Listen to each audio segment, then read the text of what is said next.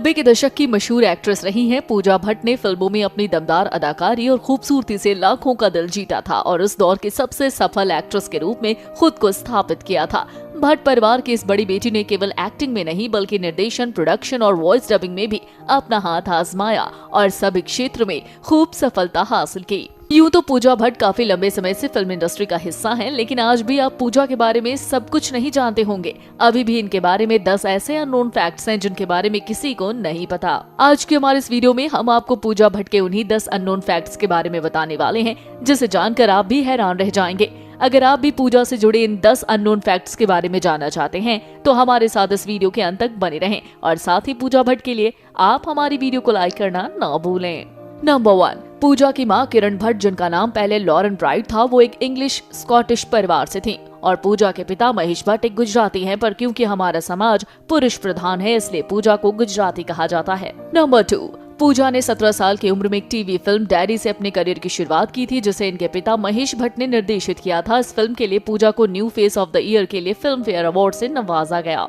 Number 3, जहां अपने career में पूजा भट्ट ने दिल है कि मानता नहीं, सड़क तड़ी पार, तमन्ना और जख्म जैसी हिट फिल्में दी थी, वहीं इनके खाते में फिर तेरी कहानी याद आई, सिर, चोट और चांद जैसी कई फ्लॉप फिल्में भी पूजा के लिस्ट में शामिल हैं। नंबर 4, पूजा की ज्यादातर फिल्मों में इनके किरदार का नाम पूजा ही रहा है और ऐसी टोटल 12 फिल्में इन्होंने की थी जिनमें इनके किरदार का नाम पूजा था।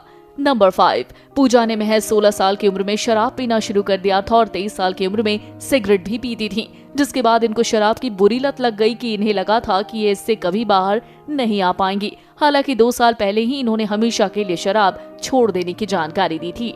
नंबर 6, अपने दौर पर पूजा एक बोल्ड एक्ट्रेस के तौर पर फेमस थी। इन्होंने कई बोल्ड फोटोशूट कराए थे, पर एक बार तो इन्होंने शरीर पर रंग पुतवाकर फोटोशूट करवाया था, जो आज के समय के हिसाब से एक आम बात है। लेकिन पूजा ने ये हिम्मत 90 के दशक में की थी, जब उन्होंने शरीर पर सिर्फ रंग पुतवाकर एक मैगजीन के लिए न्यूड फोटोशूट करवाया था।